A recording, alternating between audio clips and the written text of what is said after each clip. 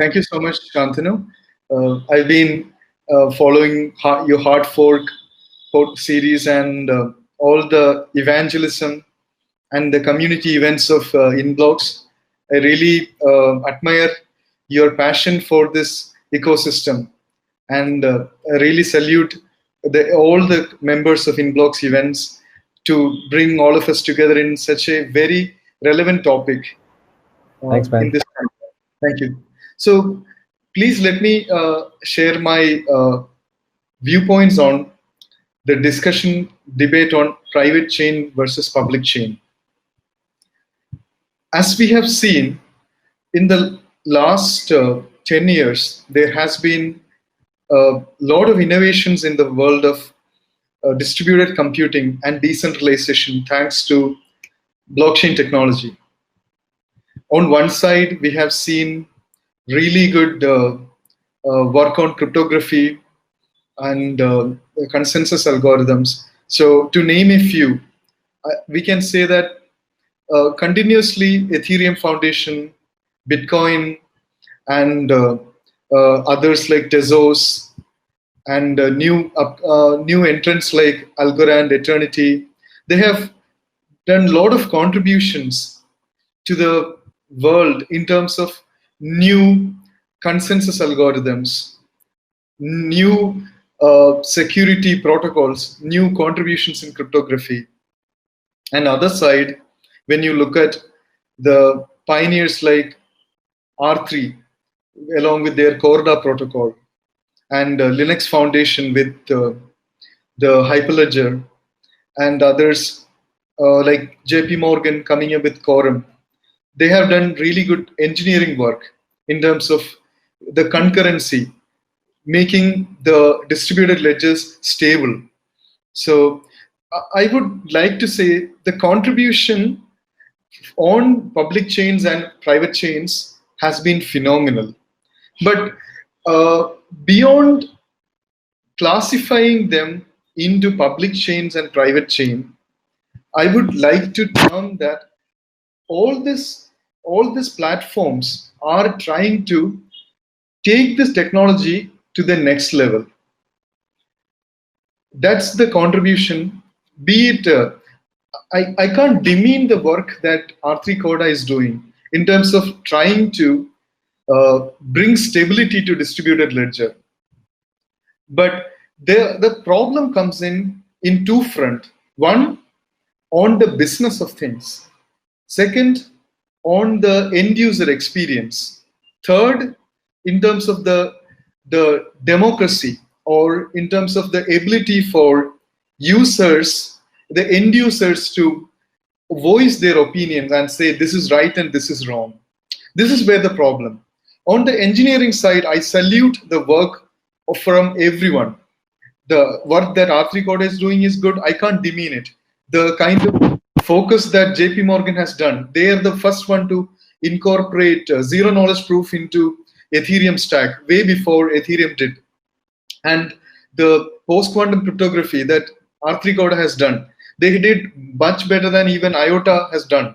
So in terms of that, their work has been phenomenally good. But my question, is there a role for end users to voice their opinion and say, we want something better from Hyperledger Foundation? We don't want Hyperledger Fabric to be this huge, right? Why are you choosing Kafka? Why are you why are you putting this inside a particular cloud? How distributed are your nodes, right? So this is where I find there is a problem in terms of the technology between private chain and public chain. On public chain, you have all the right to criticize. You can criticize that Ethereum 2's direction is not right, or Tezos Foundation, the way they handled the initial ICO was not right. Right? They are criticized in public. But where is such a forum for Hyperledger Fabric? I am part of a lot of special interest groups working on Hyperledger, SIGs. But that is a very elite forum, right? We have very few members. Even now, the decision makers are a small group. all the public blockchains are going into slowly into on-chain governance. Even though some of them have advanced a lot, some of them like Bitcoin and Ethereum, they're too large, and their on-chain governance is slowly coming up. But others like Tezos and Eternity have to a great extent adopted on-chain governance, especially Tezos and Definity. They have been very good. But where is such on-chain governance possible in R3 Corda, Hyperledger, Fabric, or Quorum, right? And of course, I should mention Ripple. There have been a lot of changes in the technical leadership of Ripple. Right? Why are you changing your CTOs, right? And the Stefan Thomas has moved out from Ripple and started something new. So the democracy and decentralization in terms of the governance, in terms of the technology roadmap, that is a concern for me when you look at private chains. Another problem I am seeing is the limited set of features the enterprise private blockchains roll out in their community edition. I myself have deployed R3 Coda for a really n number of customers. I really admire the robustness with which they have engineered their node. But some of the very essential features are only available for enterprise edition. And we have only a handful of people from the R3 developer community who are there to support us when we are trying to engineer it ourselves. We were ready to do it on community edition. But how do you take the contributions from the developer community? How are you fostering your developer community? At least Hyperledger have done some work in terms of fostering the developer community. In terms of that, JP Morgan's Quorum and R3's Corda have to come a long way. Even though their own engineering teams are really good, but how much are they good in fostering the developer communities? Be it Ripple or be it R3 or be it JP Morgan, I think they have a long way to go. So this is coming into the developer community part. The third part is this wrong message that the private chains are sending to governments and business communities. This is where I have a strong concern. Even though all the pioneers, if you know the people who worked in R3, the founders, they are all from IBM. The people who worked in Ripple, they all worked way back in Bitcoin. They started from Bitcoin stack. The people who worked in JP Morgan's Quorum, they are all really marvelous engineers.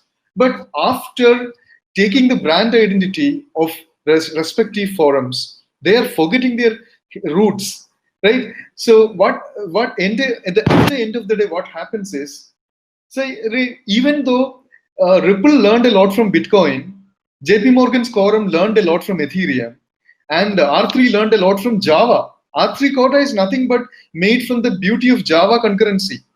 They really forget that, and then they just try to create islands of excellence. This is where I have a problem. And the result of it, right, when somebody take up R3 Corda or JP Morgan's Quorum or Hyperledger Fabric, I mean, the implementers tend to believe that they are taking a commodity software. And this is just like Microsoft Windows operating system.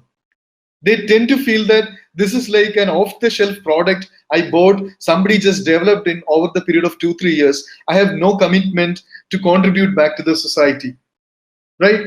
I have seen so many customers who say, I paid this much money for it. I am using it for my company. That's it. Chapter is over. I have no commitment to the society, right? All of you don't know that this is all from a small group of people who completely forgot about themselves, who were ready to challenge their governments, who were fighting against surveillance. And they came forward and made their technology completely open source. Do you know the hardship in writing that much code and just giving it publicly for free? If you see the Bitcoin code, if you respect the effort of a coder, You should have basic, commitment to tell that. At least even if you are not fostering the community or not even contributing back, please don't believe that. Please don't believe this is like a Windows operating system you build or use. This is something you have stolen from somewhere. This is not you've stolen from somewhere. There is a history behind this technology. All the cryptography that we use in blockchain, be it public or private, it has 35 years of history. Where is that commitment? So we are creating a community. My concern is the private chain implementers have absolutely no commitment to technology. This is where my problem. I'm not telling about R3 Coda, Hyperledger, or Ripple, or those. They are pioneers. I respect their engineering effort. I respect their ability to stabilize technology. That's all marvelous. But the people who are implementing it, be it some selected governments or be it some selected companies, they are really sending a wrong message to ecosystem. And some of them are using it to the extent of telling that this is a technology you can use to, protect your data and keep your data away from the citizens, use it as isolated distributed databases. Some of the people even say that blockchain technology can be used to track digital identity, trace the history of identity, right?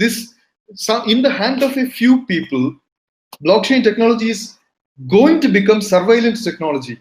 The moment this is getting integrated as a standalone stack, if some people use just for the sake of using technology, if they use zero knowledge proof along with digital identity, if they use privacy technology with very obtrusive technology, it will end up becoming a surveillance technology.